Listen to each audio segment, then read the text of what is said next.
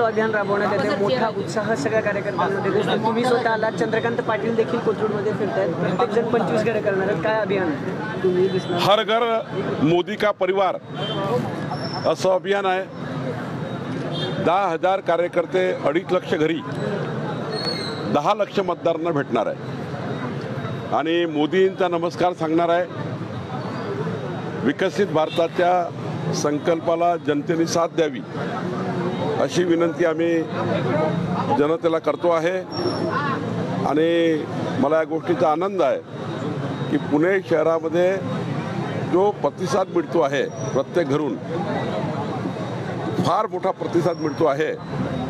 आमचे अध्यक्ष धीरज घाटे, उमेदवार मुरली मोड, राजेश पांडेजी आणि आमची सर्व टीम, आमचे सर्व पक्षाचे नेते चंद्रकांत दादांच्या नेतृत्वामध्ये घर घर चलो अभियान करतो आहेत आणि मला विश्वास आहे की जेव्हा आम्ही घरोघरी जातो आहे 10 वर्षे मोदीजींनी केलेले कार्य, विकसित भारताचा संकल्प, जनता ही कमळ चिन्हाचं बटन दाबून तिसऱ्यांदा मोदीजींना प्रधानमंत्री करण्याकरता मत देतील। हर घर अभियानामध्ये जे घरातून बाहेर गेले होते ते परत घरात पण येत आहेत, जसं की एकनाथ खडसेंची काल घर वापसी होईल, ते स्वतः म्हणाले बोला शाम को घर लौटा, असं काही क्या ख्याल है?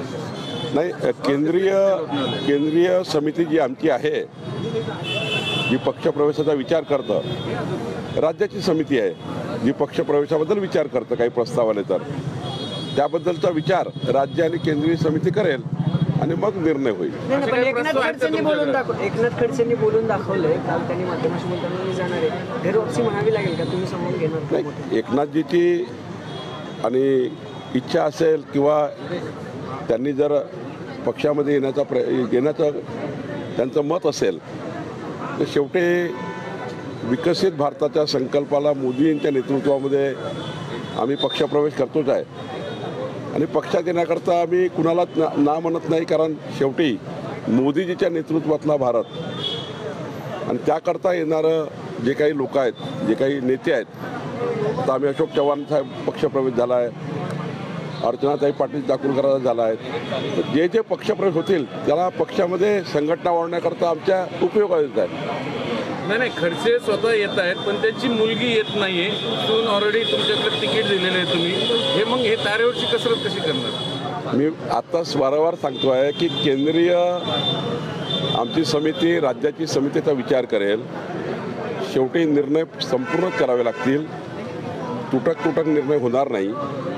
आमची राज्याची समिती, केंद्राची समिती साऱ्या गोष्टीचा निर्णय करेल आणि मगच कुठल्या गोष्टीचा त्या ठिकाणी योग्य निर्णय होईल। पण खडसे साहेबांचं जर मत असेल तर आमची केंद्रीय समिती, राज्य समिती विचार करेल। अजून ग्रीन सिग्नल नाही आहे त्याच्या प्रवेशाला?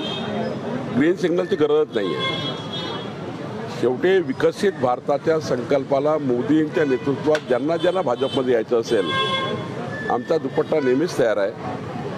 आमच्या पक्षाचे गेलेले लोक असो की काँग्रेसमध्ये येणारे लोक असो, आजही पक्षप्रवेश झाले पुण्यामध्ये, त्यामुळं पक्षप्रवेशाकरता आमची कुणाची ना नसतं।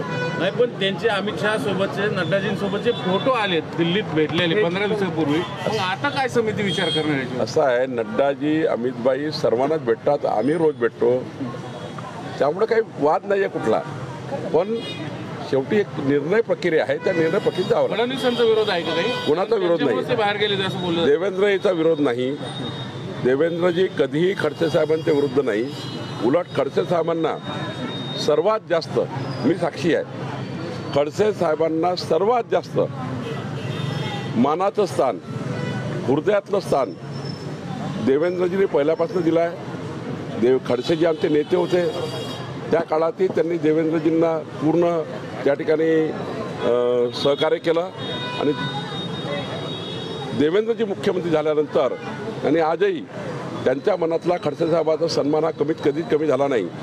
शेवटी पक्ष बदलत राहतात, लोक येत राहतात, लोक जात राहतात, व्यक्तिगत संबंध मात्र देवेंद्रजीचे कुणाचेच वाईट नाही आहे। स्टेट दिल्लीत नव्हतं, तावडे महत्वाची भूमिका बजावत आहेत, मग राज्यात भविष्यात काही पुन्हा वेगळं काही पॅराडाईम शिफ्ट होतं की? काही नाही होतो, आपणच अर्थ करताय 100%। शेवटी मी सांगितलं की आमच्या समित्या आहेत, त्या समित्या निर्णय करतं आणि त्यामुळे याचा काही चिंता करायची गरज नाही. अजून अंतिम निर्णय झालेला नाही खडसे प्रवेशावर, हे मी पुन्हा एकदा तुमच्याकडनं. तुम्ही वारंवार चुकीचं सांगताय. तुम्ही वारंवार तुम्हाला हेच सांगतोय की आमची केंद्रीय प्रवेशाची समिती, राज्य प्रवेशाची समिती या सर्व गोष्टीचा निर्णय करतात. सामनामध्ये एक अग्रलेख आलाय सर, अशोक चव्हाणांच्या बद्दल आहे म्हणून तो प्रश्न. त्यांनी असं लिहिलंय अग्रलेखांनी, संजय राऊतांनी, की दिल्लीत खरगे, सोनिया गांधी, राहुल गांधी यांच्या पाया पडले, रडले, की भाजपला सांगितले की तुम्ही आमच्याकडे नाही आला तर तुम्हाला तुरुंगात जावं लागेल. कितपत खरं आहे? सामनाचे अग्रलेख आजकाल कोणीच वाचत नाही. सर, महायुतीच्या जागा वाटपाचं काय? महायुतीच्या जागा आता म्हणजे जवळपास जे काही आमचं चर्चा सुरू आहे, अर्ध्या तासामध्ये निर्णय होईल इतकं अंतिम झाला आहे. आज अर्धा तास केव्हा आम्ही जेव्हा बसू, आमच्या सर्वांचं एकमत झालं आहे, एक बैठक होईल आणि अंतिम होईल. साताऱ्यामध्येही जवळपास निर्णय झाले आहे, लवकरच ते आपल्याला दिसेल. पण सर, टीका अशी केली जाते राज्य समर्थकांकडून की 7 ते 8 भाजपच्या देशभरातल्या याद्या आल्या, मग महाराजांचं नाव नाही, त्यामुळे तो प्रश्नचिन्ह आहे. बाकी आहे की जसे जसे टप्पे समोर चालले आहेत, पहिला टप्पा, दुसरा टप्पा, तिसरा टप्पा, आता ठाणे, पालघर, रत्नागिरी शेवट टप्प्यात आहे, सातारा उशीर आहे. जसे जसे टप्पे येतील तसं समोर समोर जाऊ. काही ठिकाणी त्यांचे रिझर्वेशन होते, काही ठिकाणी अजितदादाचं म्हणणं होतं, काही ठिकाणी एकनाथजीचं म्हणणं होतं. आता आम्ही तसं असं पुढं जातो आणि एकच फॉर्म्युला आहे, 45 प्लस जिंकण्याकरता महायुती आपसात चर्चा करून, मी स्वतः देवेंद्रजी, एकनाथजी, अजितदादा चर्चा करतो आहे आणि कुठली सीटच नाही, भाजपची असो, शिवसेनेची असो की अजितदादाकडली असो, आम्ही एकमताने ठरवत नाही आहे. सर्वच सीट आम्ही एकमताने ठरवतो आहे आणि केंद्रीय पार्लमेंटरी बोर्ड आमच्या जागेला निर्णय करतं, बाकी त्यांचे निर्णय त्यांना करायचे. पण जिंकण्याकरता जे जे काही करावं लागेल ते आम्ही करतो आहे. शिवसेनेची काल पक्षांतर्गत बैठक झाली आमदारांची, मंत्र्यांची, एकदम प्रचंड, म्हणजे त्यामध्ये रोष व्यक्त केला गेले, आपल्या जागा काढून घेतल्या जातात, आपले तिकीट कापलं जातंय, आता मागं घ्यायचे नाही, आक्रमक राहायचंय, नेमकं काय? मी तुम्हाला वारंवार सांगतो की एकनाथजीसोबत 13 खासदार आले, 13पेक्षा जास्त सीट लढतात आहे, कुठेही एकनाथजी अन्याय होत नाही आहे. अजितदादा 42 आमदार त्यांच्याकडे आहे, त्यांच्याकडे 6 सीट जवळपास जात आहे, 6 सीट ज्या काही होतील, पण त्यांचा मान सन्मानच राहील अशी भाजपाची भूमिका आहे. त्यांच्या कुठल्याही पक्षांतर्गत विषयामध्ये आम्ही नाही आहे. पण शेवटी महायुतीमध्ये जिंकण्यासाठी आम्ही सारे बसून काम करतो आहे. कोणी कोणावर अतिक्रमण करत नाही. आमच्या इकडल्या 4 सीट बदलल्या आहे, याचा अर्थ एकनाथ शिंदेनी बदलल्या आहेत, त्यांच्याकडे आम्ही बदलल्या आहेत असं नाही आहे. आपसात बसून महायुती जिंकण्याकरता त्यांचं आमचं सजेशन मात्र घेणे हे आम्ही महायुतीमध्ये अभिप्रेत आहे. आम्ही 13ही पक्षाला सोबत देतो आहे. प्रदेशाध्यक्ष जळगावचा एक निर्णय, जर खडसे आले तर महाजन वर्सेस खडसे हा वाद आता नवीन नाही आहे. आता तर राष्ट्रवादीत गेल्यावर अधिक वाद झाला, तो वाद पुन्हा उफाळेल, भाजपला फटका बसेल या वादाचा. पक्षामध्ये कुणी आल्यानंतर एक परिवार असतो, नंतर परिवारात कुठले भांडणं होत नाही. जयंत पाटील म्हणले की त्यांना खूप त्रास होतो त्या पक्षामध्ये असताना, भाजपकडनं अनेकदा त्रास दिला गेला होता, मात्र आता पुन्हा एकदा पक्षप्रवेश करत.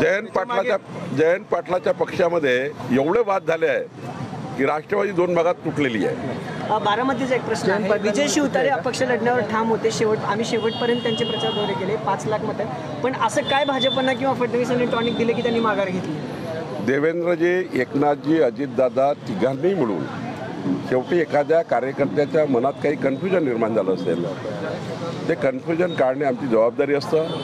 शेवटी सर्वांना सोबत घेणं ही महायुतीची जबाबदारी आहे. प्रत्येक कार्यकर्त्याला, प्रत्येक नेत्याला वलय आहे आणि शिवतारे सुद्धा एक जबाबदार नेते आहेत, त्यांना सोबत घेणं हे महायुतीचं काम आहे.